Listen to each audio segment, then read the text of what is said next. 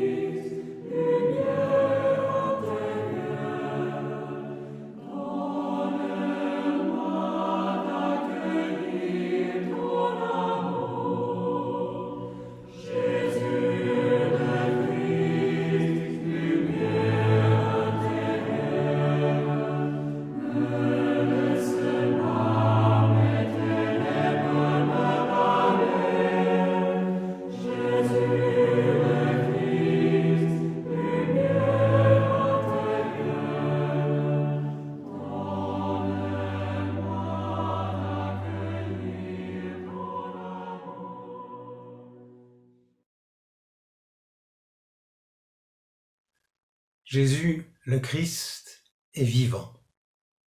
Ressuscité, il nous précède dans nos lendemains, c'est ce que nous avons lu il y a 15 jours, le dimanche de Pâques. Nous ne savons pas de quoi ces lendemains seront faits, bien sûr. Mais nous pouvons ne pas les craindre, puisque, quoi qu'il arrive, Christ nous y précède et nous y accueille.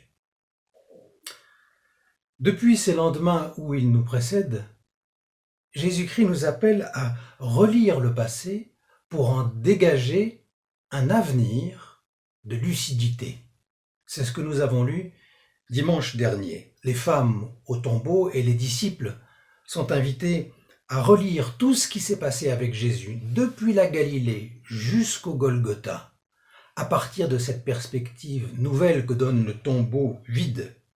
Et nous sommes invités avec eux à cette relecture. Nous sommes du coup invités à relire notre monde d'avant pour en dégager le monde d'après. Le monde d'après. Celui qui nous préoccupe tant aujourd'hui. Le monde d'après, il ne commencera pas le 11 mai. Le monde d'après ne viendra pas d'un coup comme d'un coup on refermerait un mauvais tiroir ou une sale parenthèse.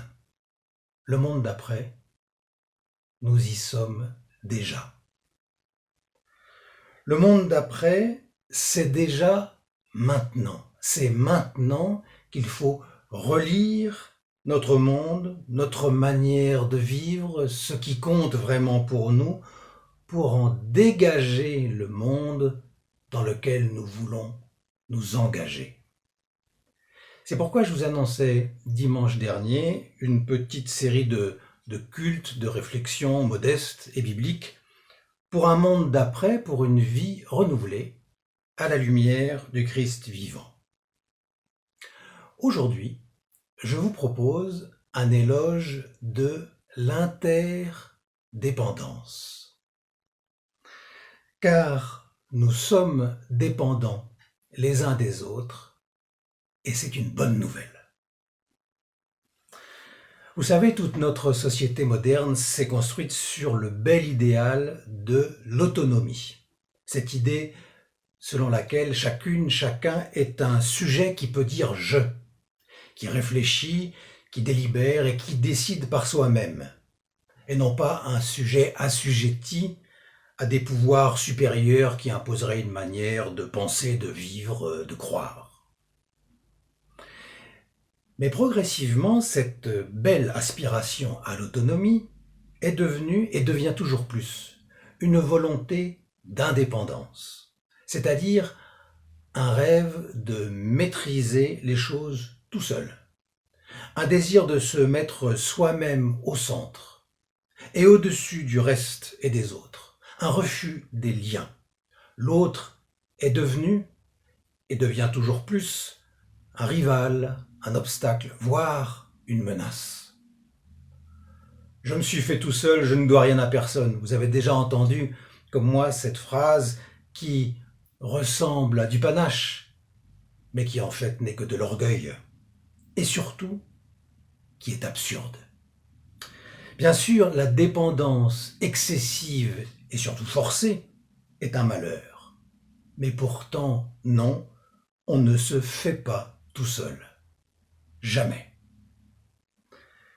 Nous sommes dépendants les uns des autres. Chaque petit homme, chacune, chacun de nous est né absolument dépendant de son entourage. Et si nous sommes vivants aujourd'hui, c'est grâce à des gens qui ont pris soin de nous, à une langue que nous avons reçue, à la médecine, à l'école, à 1000 personnes grâce auxquelles je suis je, aujourd'hui. Sans toi, je ne suis rien. Sans moi, tu n'es pas grand-chose. Nous sommes dépendants les uns des autres, et c'est une bonne nouvelle.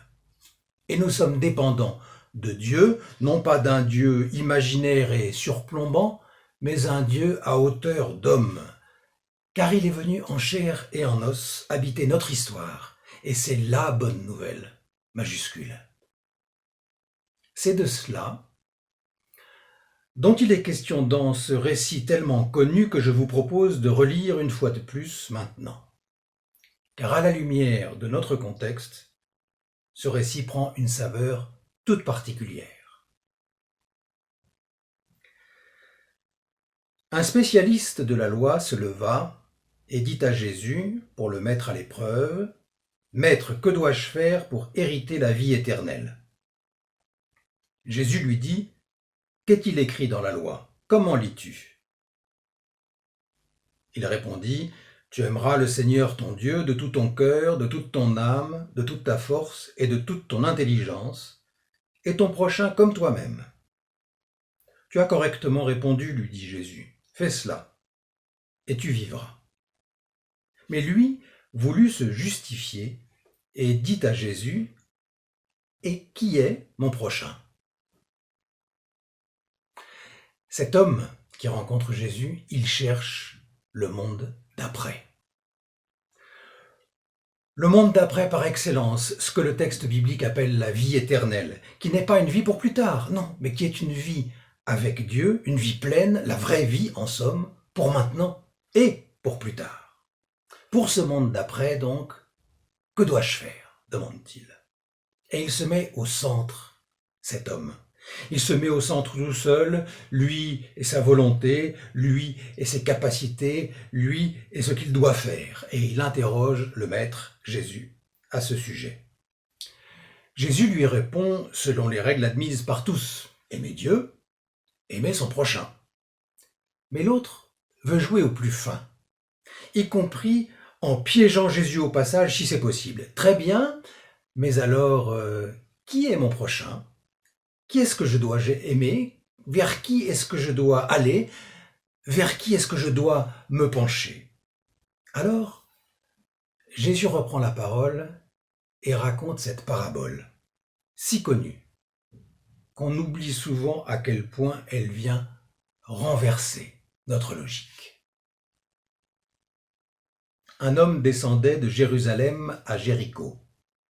Il tomba aux mains de bandits qui le dépouillèrent, le rouèrent de coups et s'en allèrent en le laissant à moitié mort. Par hasard, un prêtre descendait par le même chemin, il le vit et passa à distance. Un lévite arriva de même à cet endroit, il le vit et passa à distance. Mais un Samaritain qui cheminait arriva près de lui et fut ému aux entrailles lorsqu'il le vit. Il s'approcha et banda ses plaies en y versant de l'huile et du vin, puis il le plaça sur sa propre monture, le conduisit à une hôtellerie et prit soin de lui. Le lendemain, il sortit 2 deniers, les donna à l'hôtelier et dit « Prends soin de lui, et ce que tu dépenseras en plus, je te le paierai moi-même à mon retour. » Lequel de ces 3 te semble être devenu le prochain de celui qui était tombé aux mains des bandits ? Il répondit « C'est celui qui a fait la compassion envers lui. » Jésus lui dit « Va, et toi aussi, fais de même. » Un homme, donc, enfin un être humain, homme ou femme, vous, moi, tout le monde, chacun. Il vit sa vie, il va sa vie, et les circonstances de la vie laissent ce personnage à demi-mort. Un religieux passe sans s'arrêter, les règles de pureté qui s'imposent à lui l'empêchent d'avoir un contact avec quelqu'un qui pourrait être mort. Un religieux adjoint passe de même. Il y a toujours des procédures qui nous isolent en croyant nous protéger. Et puis, voilà un de ces personnages louches, vaguement rastaquaires, plus ou moins blasphémateurs, faux frères aux yeux des Juifs qui écoutent cette parabole, un de ces Samaritains. Infréquentable, un Samaritain. Il est poussé par une violente émotion en voyant ce quidam au bord du chemin.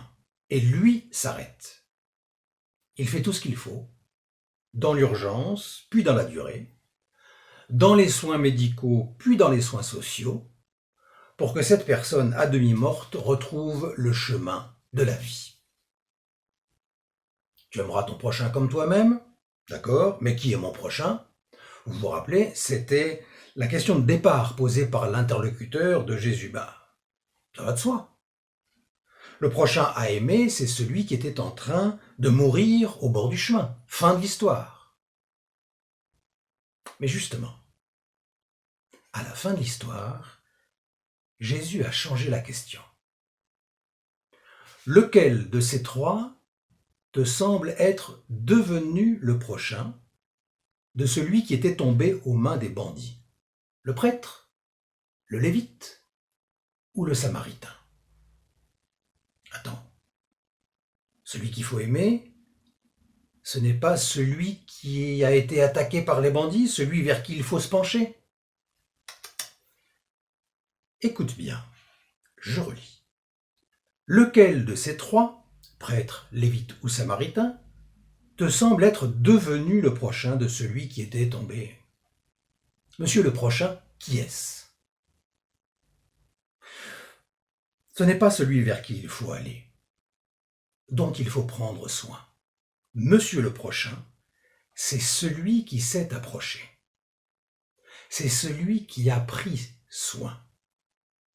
L'amour du prochain, c'est d'abord celui qu'on reçoit du prochain.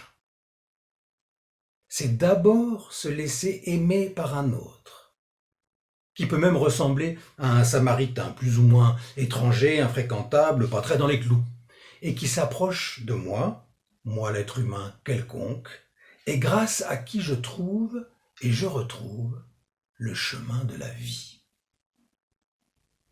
Tu cherches de qui tu pourrais ou tu devrais t'approcher, toi, pour que le monde d'après soit meilleur, différent, renouvelé.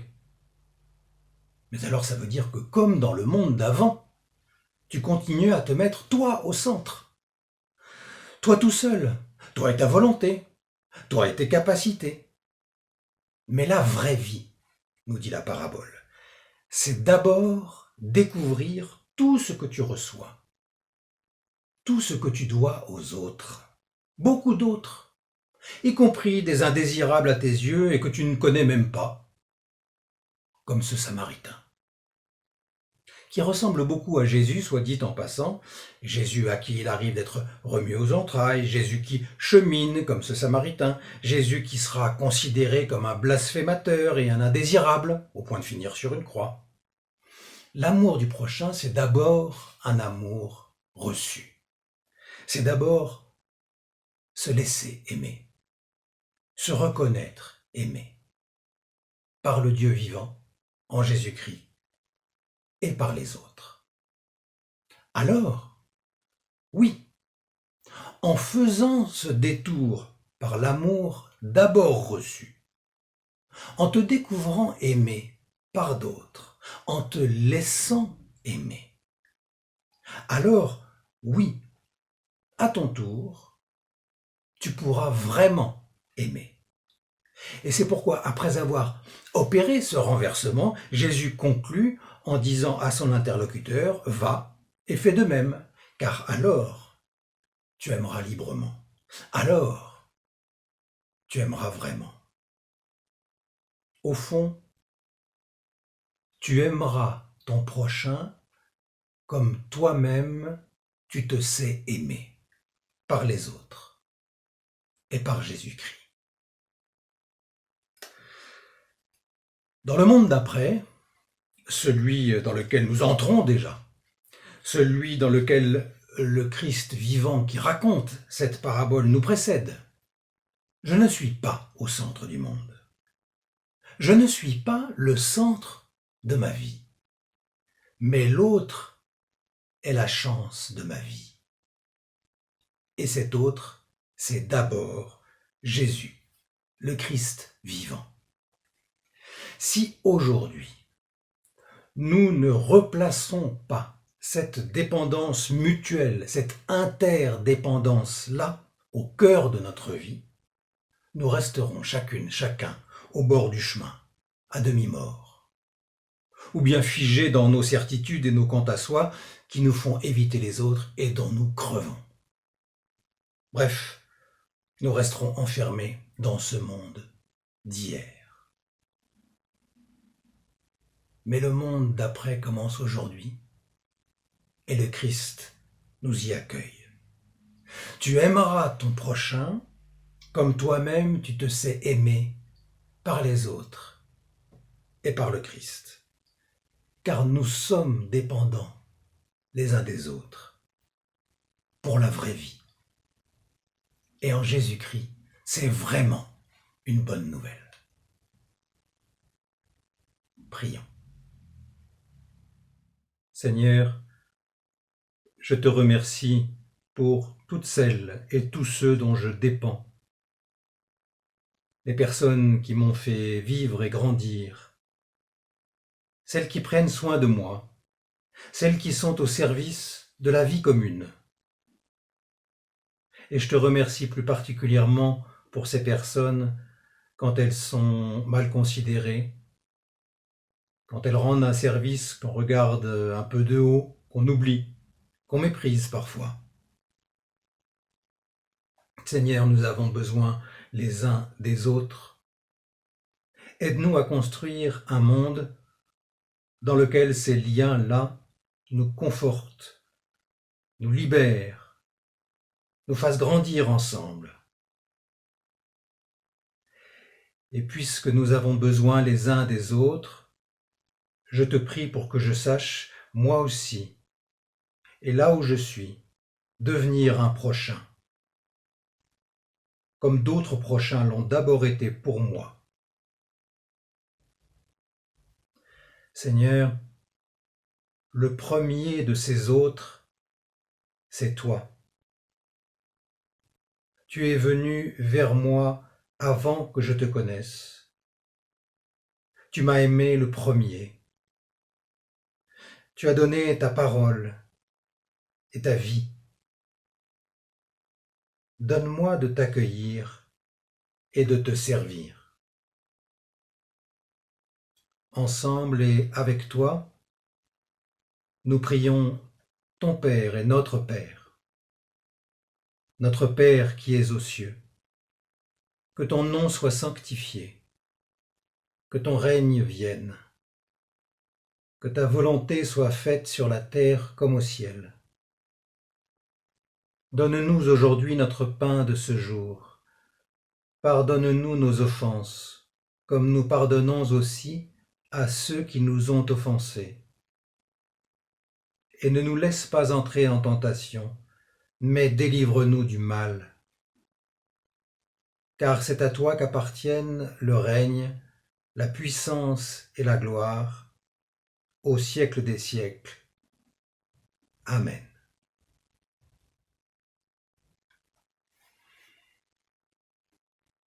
Tu aimeras ton prochain comme toi-même, tu te sais aimé par les autres et par Dieu. Nous sommes ainsi dépendants les uns des autres pour la vraie vie. Et en Jésus-Christ, c'est vraiment une bonne nouvelle. Cet amour qu'il donne, que nous recevons, dont nous dépendons, il nous lie non seulement à lui, mais aussi les uns aux autres. Il est la source de la vraie solidarité, de la vraie liberté. Soyez bénis, aujourd'hui, demain, chaque jour. Amen.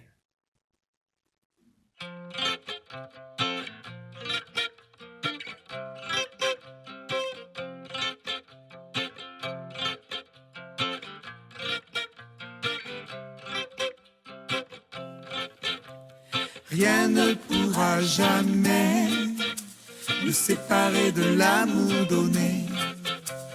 Rien ne pourra jamais nous priver de la liberté. Ni le malheur, ni l'inquiétude, ni toute la souffrance qui nous vient d'ailleurs. Aucune faim, aucune misère, ni les dangers que redoutent les veilleurs. Rien ne pourra jamais nous séparer de l'amour donné. Rien ne pourra jamais nous priver de la liberté. Aucune mort, aucune vie, ni la nuée des anges et des esprits. Aucun pouvoir, aucun combat, aucune force d'en haut ou d'en bas. Rien ne pourra jamais nous séparer de l'amour donné. Non, rien ne pourra jamais nous priver de la liberté.